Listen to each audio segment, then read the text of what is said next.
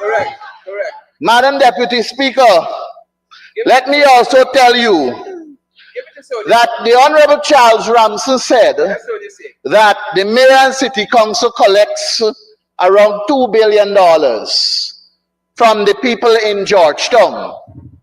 But what he didn't tell us is that central government collects hundreds of billions of dollars from this environment of Georgetown. So when the people of Georgetown calls for an investment from central government, you are collecting money from the people of Georgetown too. Central government is collecting several billions of dollars from the people of Georgetown. So don't make it sound as though you over there don't have that responsibility for the people of Georgetown. Don't make it sound as though Georgetown people are not entitled to be given developmental projects. Billions of dollars you collect from them.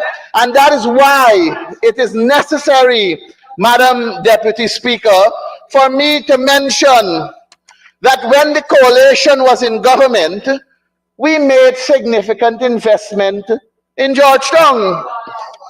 But not just Georgetown, Madam Deputy Speaker. That's right. It must be recalled that when we talk about these towns and their subventions, the People's Progressive Party had subvention for Georgetown in 2015 at $22 million. $22 million. We had no oil money. No. Absolutely no oil money. But we were able to raise that subvention to $30 million, a 36.4% increase. 36.4% increase without oil money. From 2020 to now, I would love to hear the Honorable Sonia Parak tell me where it is. Not a single dollar. The subvention after 4.5 years is still at $30 million. And the thing is, Madam Speaker, we got the oil money now. Yes. So we got the oil money for do everything else. Their salary went up by 35%. The same 50% they're talking about every minute they get the time. They're enjoying that 50% and they increase it 35% more.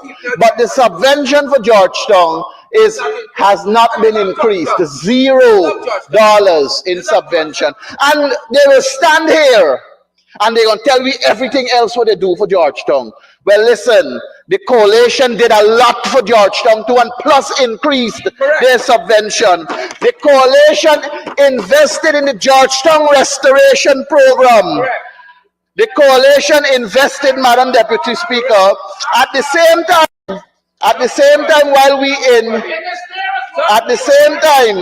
when we increased the subvention, we also focused on ensuring that the Georgetown Restoration Program saw massive development in Georgetown. So let me reiterate, not only did we increase the subvention, but between 2015 to May of 2020, $988.999 million was spent under the Georgetown Restoration Program without a cent from oil to assist in rebuilding and strengthening the capacity of the Mayor and City Council to develop and to enhance and deliver economic and environmental services.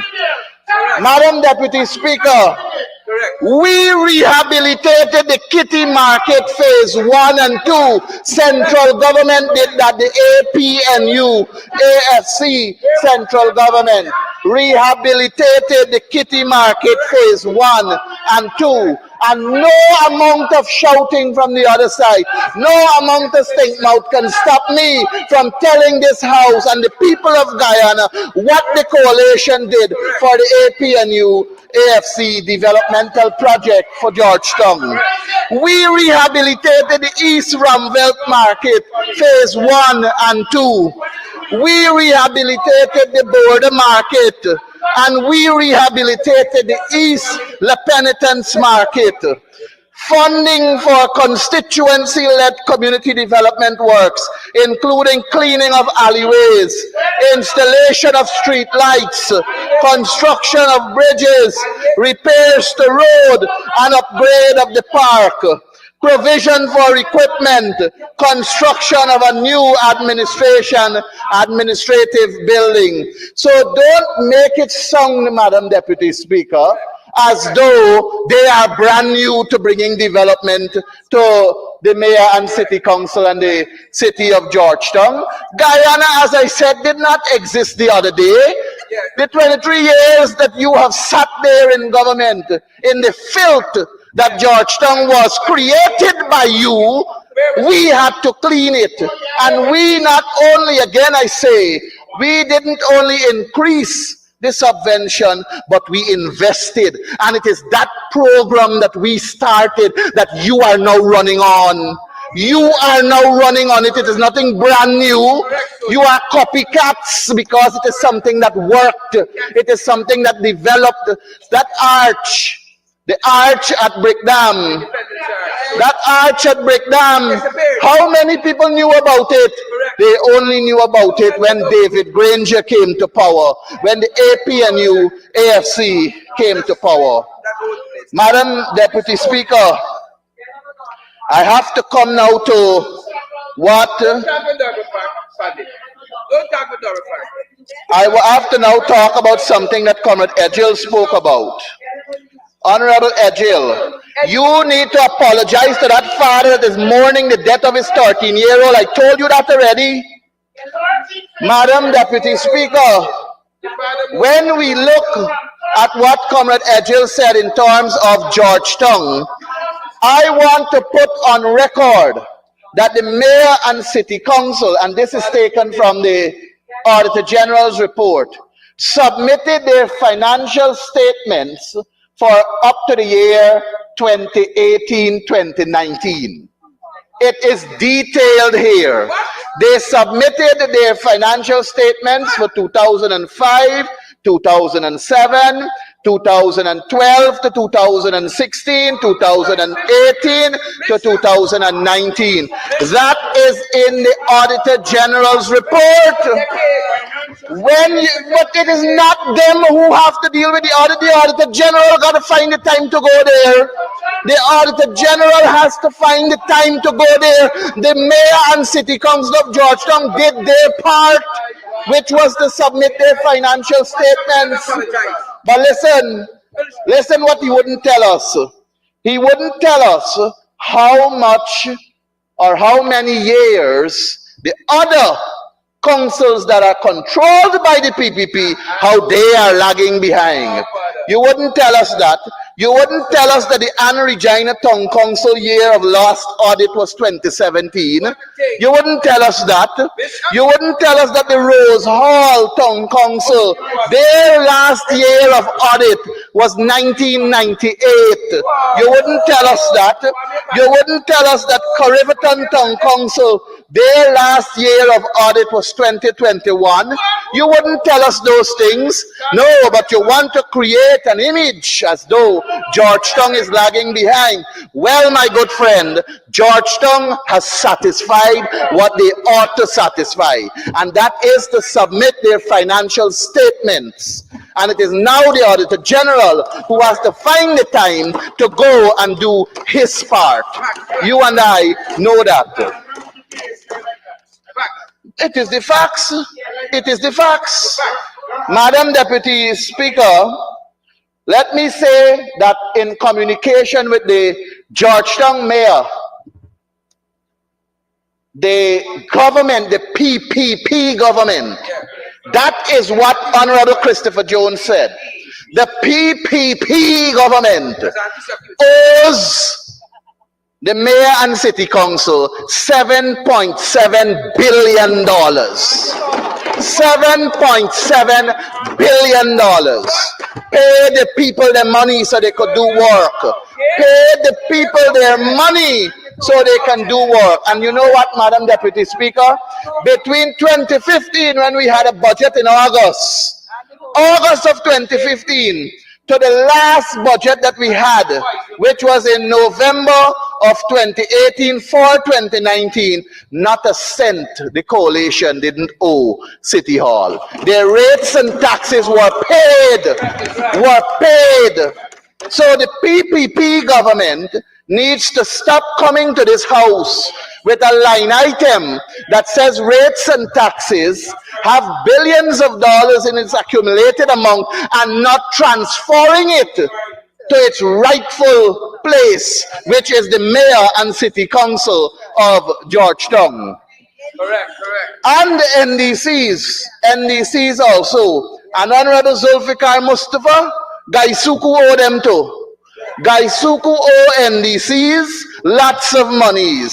So please, the next time you come with your supplementary, which is probably one more time you're going to get for come, probably in July, because we know November you're gone.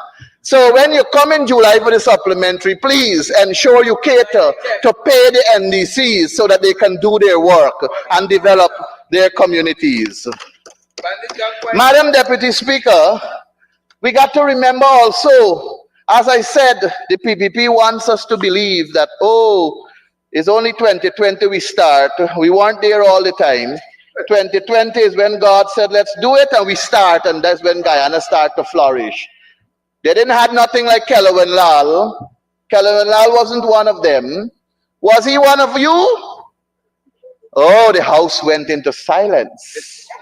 Kelvin Lal was the Minister of Local Government and Regional Development. He was the Minister of Local Government and Regional Development when he said that he wished for an epidemic in the city. He wished for an epidemic to break out in the city. And a couple of mornings after he said that, remember we had what? Chikungunya. We had chikungunya. These are the honorable people. The honorable people who want us to believe that they were not existing there. Madam Deputy Speaker, the records will show that in 2015, when the coalition came to government, the transformative agenda that was on the table, that commenced without oil, is what these honorable people over there are building on with oil money. And it is no different from 1992 when we had the economic recovery program in place. It was the PNC that brought the economic recovery program, and they inherited in 1992, strived on it, and made significant movement. And it was there from up to 1997, and then we started to see the decay on the Barra Jagdeo when he came about. So it is always, history has shown us, Madam Deputy Speaker, that the PNC has always had the idea, and it's the PNC, their documents that they're working on, and then they want to come in now and snatch it as though it is brand new. It is not brand new. Because when you look at the work from 2015 to 2020, we improved NDCs. We started to develop grounds in this country, playgrounds in this country without oil money, Madam Deputy Speaker. We started to develop it. Wakenham Mariah Juana Community Center ground, we developed it for children to play on, for the community to enjoy. Wakenham enjoyed asphaltic concrete road, something they never saw before under the coalition government. They started to enjoy street lighting under the coalition government. They started to enjoy reinforced concrete bridges under the coalition government. Leg 1 saw the same improvement. Rip-rap structure across the coastline. The coalition invested billions of dollars. We created new tongues in this country. Zealot Sugar Welfare Scheme. which was a stronghold of the PPP, never had light water nor proper roads for 23 years. The coalition came to government. We give them asphaltic concrete roads. We give them street lights. We give them proper drainage. And you come here to tell us that we did nothing. Those people know what we did for them. And they know that we did it without a cent from oil. They know that we did it without a cent from oil, Madam Deputy Speaker. I can list several farm-to-market roads that we created, we built, we focused on because they were all not existing for the 23 years. Those people, those honorable Kavakamites were in office, and they only became visually accessible, and it only became operationalized because of the vision of the APNU AFC. Can you imagine, Madam Deputy Speaker, if we had oil resource? Can you imagine if we had oil resource at our disposal? Madam Deputy Speaker, the people of Guyana, they now have 4.5 years of the PPP and 4.5 years of the coalition. And they see what is it that the PPPC has done, and they know what is it that we have done. And they have not seen anything of transformation from the PPP. I am not going to stand here and attribute the road, the 4-lane road, to the PPP. Sherrod Duncan has said, Honorable Member Sherrod Duncan has said it before, that plot of land was always there for that road. It was always there for that 4-lane road. Since Linden, Forbes, Sampson, Burnham time, the vision was always there for a road to go there. But we didn't have the resources, we didn't have the money. The need for that Demerara River Bridge always was in the pipeline. Demerara Harbor Bridge was a vision from Burnham. And we always knew that that floating bridge had a lifespan. So we knew that there was need for a new bridge. So it's not something that is new that the PPP brought. You know what is new that the PPP has brought to this country? You know what is new that they have brought to this country? Madam Deputy Speaker, the corruption. It's stinking. That is what you have brought. Madam Deputy Speaker, we cannot use. Honorable Member, you know what you did. Please, Honorable Member, retract your unparliamentary. I was referring to a report, Madam Deputy Speaker. I'll withdraw the context in which it was used, but quoting a document, my understanding, and I'm going to yield to your guidance, my understanding is that you cannot use the word in its context to label. But there is an official document called the Corruption Perception Index. That's a document. I'm not labeling. I'm making reference to the Corruption Perception Index, which is a report that has labeled the PPP as being the C word. I don't want to use it back to have any disrespect for your chair. But that report has labeled them to be C. You know what I mean, Madam Deputy Speaker. You know that. And under the coalition government, a report of similar nature did not have us as C as we are now. So imagine they have all the oil resource, Madam Deputy Speaker, and this is what we are subject to. This is what we are subject to. We are subject to this, Madam Deputy Speaker. I want to say, Madam Deputy Speaker, that we on this side never expected this debate to descend to a behavior that was demonstrated by the people on the other side, which began with the Honorable Bishop Juan Ejil and concluded, I'm sure it will be concluded by the Honorable Sonia Parag in a similar manner, because she has demonstrated already what is it that she's capable of doing. But I had to use my time to inform the Guyanese people that they must not fall prey into believing Guyana began in 2015.